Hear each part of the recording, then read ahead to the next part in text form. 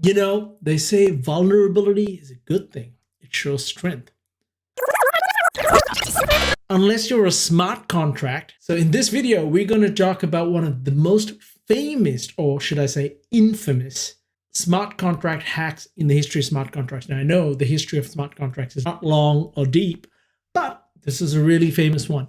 It involves something called a re-entrancy attack or a re-entrancy exploit or hack against a DAO called the Dao.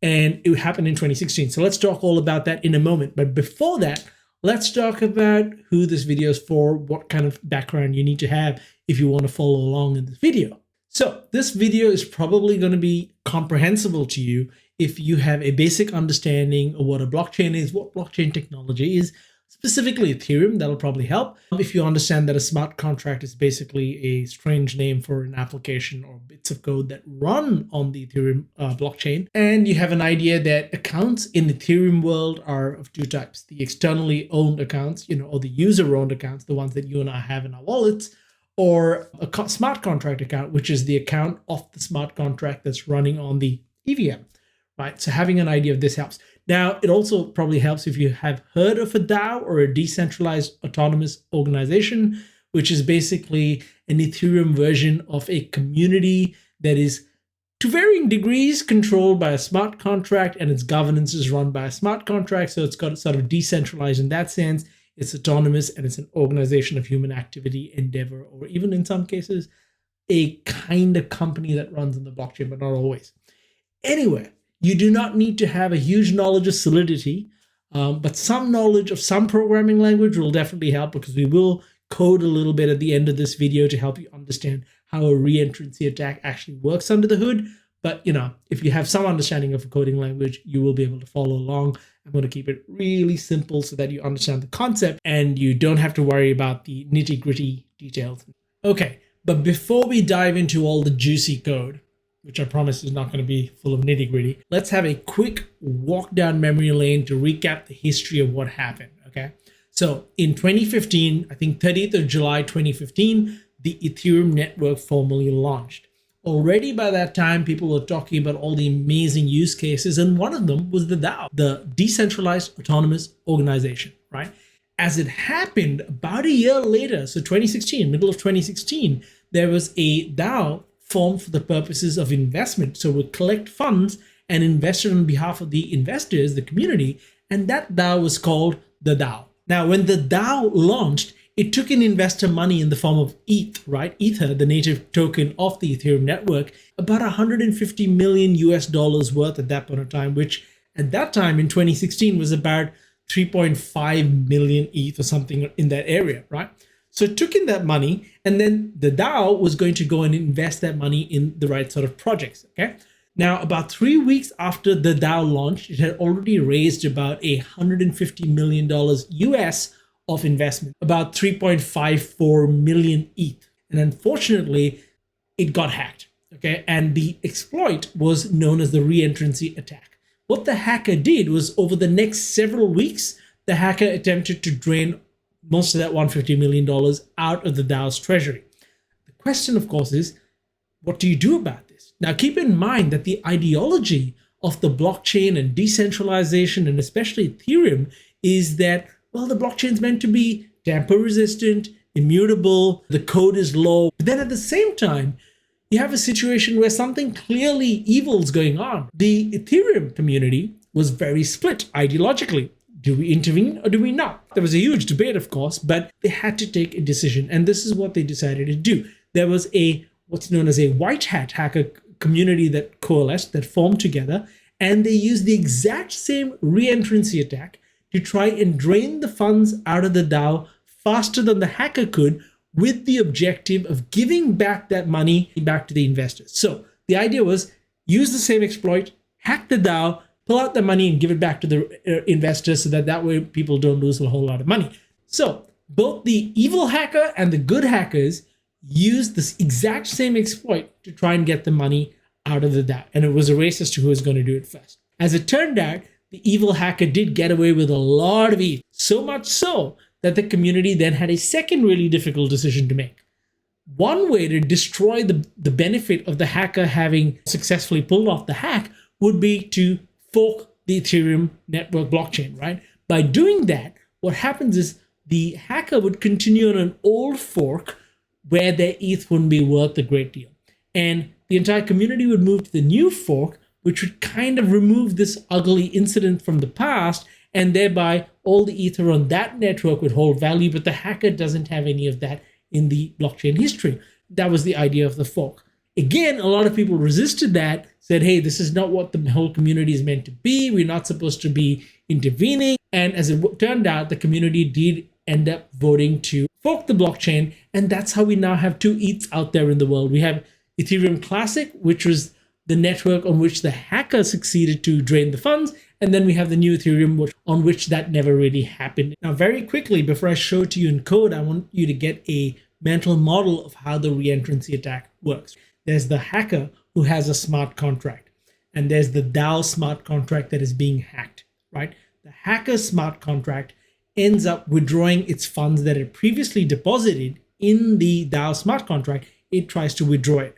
When it withdraws it, something called a fallback function gets triggered. And the way that fallback function works is that you can put some arbitrary code in there, right? And what the attacker did is in the fallback function, he or she started calling the DAO smart contract recursively, repeatedly, right? Such that every time he called the DAO contract, what he was actually calling was its withdraw function. So every time he was recursively calling withdraw on the DAO,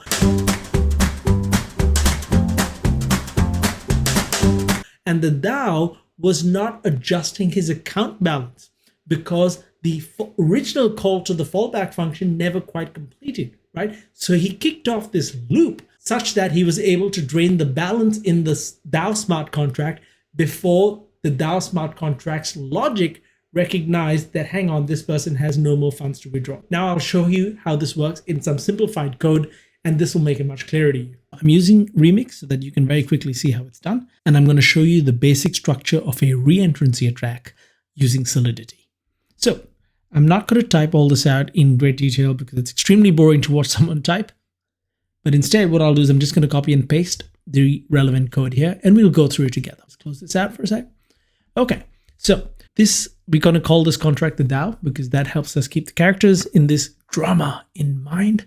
And here's the basic structure of the contract, right? It has a storage variable in state called balances. And this basically is a mapping of investor addresses to the amount they've invested. Okay, so that's the address to uint mapping. Now there's a deposit function, which is externally callable. It's public. The DAO smart contract can receive Ether because this is marked as payable under this deposit method. It requires that at least one Ether must be the size of the deposit. Otherwise, you can't really call the deposit method. And the moment that passes, that check passes, it updates this balances state variable of the caller, the person who called this deposit, with the value that they sent, the amount of Ether. Also, that Ether is stored at the contract level. So the balances it maintains the data about who's contributed how much, but the actual Ether, the currency, if you like, the cryptocurrency, if you like, ends up being stored at the DAO level, which is what payable means. The next function is it allows the investors to pull out their money. So using the withdraw function. First, what it does is it checks that, hang on, whoever's calling this message.sender, whoever's calling the withdraw function, they better have at least one Ether in their account. Why? Because that's the minimum deposit required. So it must make sure that they actually have an active balance. If not, it throws an error saying insufficient funds, right? The next thing it does is it works out how much that investor's balance is, assigns it to a local variable, and then it says message.sender.call, which is the way in Solidity, it's one of the ways in which you can transfer value to another account. So we're sending the caller of the withdraw function the value which is equal to the balance, which is the amount that they had in the smart contract. And so if that's sent successfully, sent becomes a true Boolean. And so it says require that that's true. Otherwise, there's some error that happened in trying to withdraw.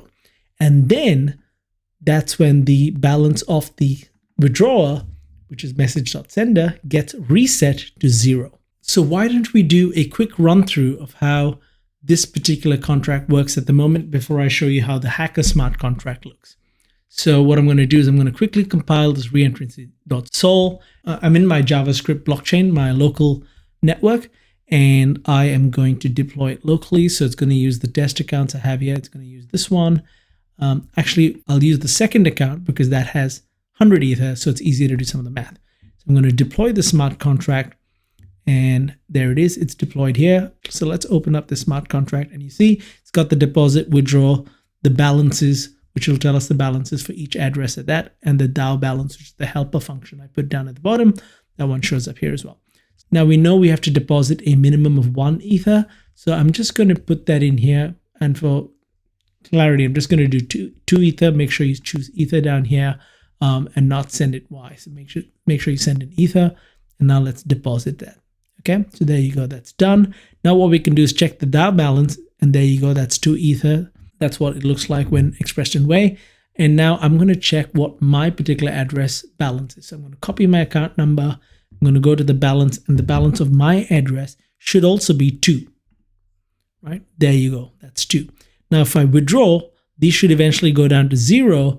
And my account, which now has 97.99, so I obviously deposited 2 Ether. And then the rest of that cost was just the transaction fee for depositing. So I'm going to try and withdraw mine now.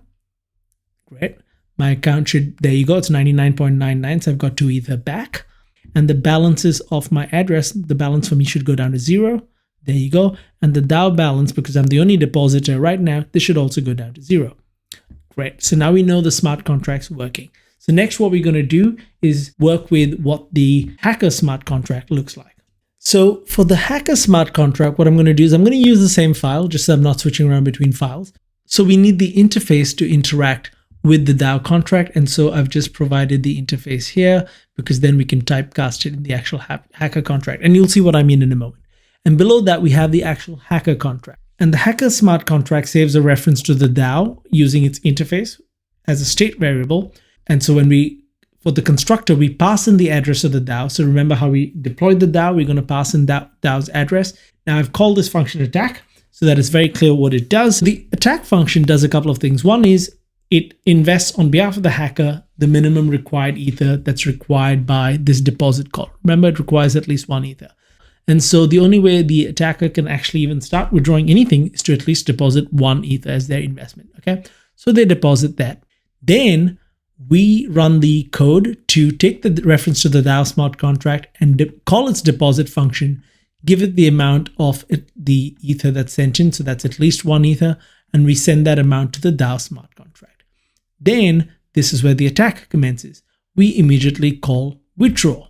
Now what happens is that when withdraw is called, that's the DAO withdraw function. What it does is it checks that the person has at least 1 Ether, great. And then it sends them the entire amount of their balance here, right? So at this point in time, the hacker has only sent in 1 Ether and the code checks. It says, okay, you've got at least 1 Ether and we're going to send you that 1 Ether back, right? Now, the problem is when the DAO contract sends the 1 Ether to the hacker using the call function, which is a low-level function, you'll see that Remix, for example, says avoid using low-level calls, right? And why it's saying that is because of this. By doing this call function, what happens is we trigger in the hacker's contract what's known as a fallback function. The fallback function, therefore, accepts the payment from the DAO of that 1 Ether, right? But the problem is the moment the fallback function is triggered, effectively the hacker smart contract ends up having control of what's going on in the DAO contract. Ordinarily, this fallback function should really not have any code in it. If it was just meaning to receive Ether, it should not have any code in it. It's marked payable. The fallback function will simply receive the Ether being transferred from the DAO contract. And because there's no code in it, it'll simply finish executing. When it finishes executing, control goes back to the withdraw function here. And then the withdraw function can continue to do its business, which is updating the balance of the withdrawer, in this case, the hacker. But since the hacker knows that's what happens in the fallback function, knows that as long as the fallback function is still doing something, this line of code, which updates his balance or her balance in the DAO balance, is not going to run. So in other words, we never quite get to line 26 until the fallback function finishes executing. So the hacker knows that, and that's why the hacker introduces this malicious bit of code here. And what this code does, it says, if the DAO still has any balance ether in it, right? If it's greater than 0, right? It's greater than equal to 1. If it has any balance in it, call withdraw again. Now keep in mind, the hacker's already called withdraw in line 55. Withdraw is in the process of executing. Part of withdraw calls the hacker's contract back in order to send it the ether amount. The fallback function in the hacker contract gets called, does not finish executing, and keeps calling withdraw. So you see how there's a loop. There's a withdraw here that kicks it all off. Then the withdraw function starts executing. This line over here ends up calling the hacker's fallback function, which is really a default function. And so that then goes down to the fallback function, and the fallback function calls withdraw again, thus setting off this loop. Now, this keeps going on until the DAO has no value left in it, right? Until it's drained. And so this is really the heart and soul of a re-entrancy attack. That's why it's called re-entrancy, because you enter here and the fallback function re-enters the DAO again by calling withdraw again, okay? And that kicks off a loop. Withdraw has been called again, and then that calls call again. Meanwhile, this line of code never gets executed, or rather doesn't get executed until fallback stops executing these 3 lines of code, which only happens once the DAO is drained. Once the fallback function finishes executing because the DAO is drained, only then does this line of code execute, which sets the hacker's balance back to 0. And so that's why it's a re-entrancy. It keeps re-entering the DAO and pulling money out of it. Okay, now let's demonstrate this in code. So let's get back to the contract and actually run the hack ourselves. Now you'll see, I mentioned a short while ago that there is something called a receive function, and that's probably the better way in a lot of cases to implement it such that you do receive ether. In fact, the IDE remix will complain, or give you a warning rather, saying that this contract has a payable fallback function, that's what we just discussed, but no receive. Consider adding a receive ether function. And that's usually to avoid this situation, because the receive ether function is specifically to receive ETH transfers, whereas a fallback function is meant to trigger when no other function matches and you just need a fallback to fall on, right? So that's why that warning will show up there. Now, let's try and compile these and let's try and deploy them. So remember that our hacker contract needs to take the address of the DAO contract as a parameter to its constructor. So we have to start by deploying the DAO contract. Let's do that. There we go. Let's copy the DAO's contract address and let's deploy the hacker contract. And it's asking for the DAO contract address as its parameter, so we'll do that. Great. Now we've deployed both. So now we've got on our local blockchain, we've got both the DAO running and we've got the hacker running. Now for the DAO, what I'm going to do is I'm going to deposit from the first 2 accounts. I'm going to put in 1 ether each, and then I'm going to pretend to be the hacker from a different account so you can see how it all works, okay? So from the first account, that is 85.99, I'm going to send in 1 ether. Now, Remix can be a bit fiddly. Make sure that that value actually shows up. That's the amount of ether we're sending with the call. Click outside to make sure that that 1 is registered. And make sure that you've got the right account. So I've got the one that has 85.99 ether left in it. And I'm going to deposit into the DAO. Great. Now, if I check the DAO balance, it should be 1 ether because I've just sent in 1. And if I check with my depositor address, that should be 1 as well. Great. Now, my second investor is going to be the next account down, which has 93.99 in it. This person's also going to put in 1 ether as their deposit. And I'm going to chuck that into the smart contract. Great. Now, the DAO balance should have an extra 1 ether, so a total of 2 in it. So let's check it. That's great. This person, that's the first depositor, should still have only 1. That's fine. Perfect. Now, let's get to the hack side of things. Remember that the hacker in the attack function requires that the value of ether sent in the attack function is at least 1 ether. So we don't need to be the depositor here. We can be the depositor by just calling the attack function. But to call the attack function, I'm going to change accounts. I'm going to, just so that you guys can see it, I'm going to take my last but 1 account here that has a full 100 ether. I'm going to take that, right? That's going to be my hacker account. And I'm going to attack, but I need to send 1 Ether here again, because that's what the contract requires here in line 51, right? So to attack, I need to send 1 Ether so that I can deposit that to the DAO and then start the withdraw fallback loop. Okay, so let's attack. Now, before we attack, actually, let's see what are we expecting to do. We know that the DAO has in its balance 2 Ether. Okay, when I attack, it's going to have a total of 3 Ether, but we won't have time to see that because the loop will kick off straight away. And what's going to happen is I'm going to get the 1 Ether that I put in. That's going to come back to me first. And then I'm going to drain the DAO of an extra 2 Ether until the DAO's balance is 0. And I, as the attacker, who now has 100 Ether, I should end up with an extra 2 Ether, right? I'll spend 1 Ether in the deposit, get that back, so I'll be back to 100, and then I'll get the extra 2 Ether from the DAO. So let's see if that works. So I'm going to call attack. First, I'm going to check that my 1 Ether is definitely there. Yep, there it is. Now I'm going to call attack. Excellent. Okay, now the get balance for me should show me that I have 3. And there it is. Perfect. So my balance is 3 Ether. And now if I check the DAO balance, it should be 0. So that's really how the DAO attack works. It's quite ingenious, really. Okay, now that we understand how the DAO attacks mechanics work, what are the solutions we have? Well, there are really 2 solutions. One's using a modifier with a lock, which perhaps is a little bit too detailed, but I'll link to an example of how that's done in the description below. But the simple way is to really fix this logic. Let me get rid of the side panel. Now, what's happening is that the withdraw function is actually sending the value to the withdrawer and only then updating the balance, right? A simple fix to this is to immediately update the balance, or rather to move it here, right? By doing so, we store the balance of the caller to the variable bal, and then we immediately reset the user's balance before we send them their ETH, okay? Only after that do we send it. So then what happens is the fallback function in the hacker contract will call withdraw again. The contract execution re-enters withdraw, and then it checks that the balance of the sender is greater than 1 Ether.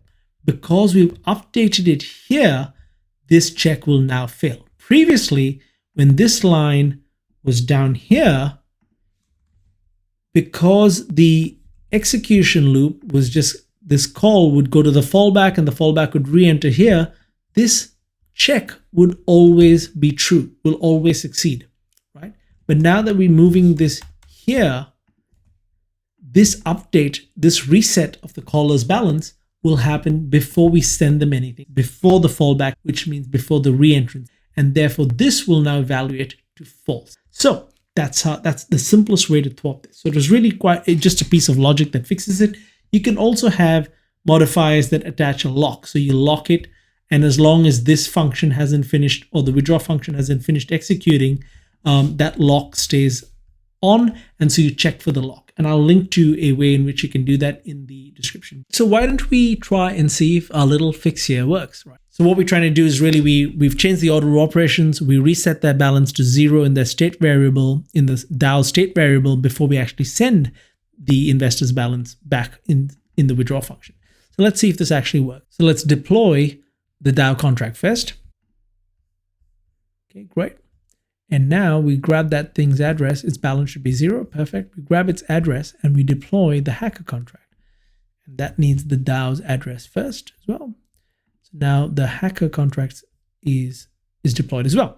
And the DAO contract, let's start using, I'm going to use the first address. This person's going to invest 1 Ether. That's it. In the DAO. That's worked. So the DAO balance is now 1. Great. Now the second the second address is going to now deposit 1 Ether as well in the DAO.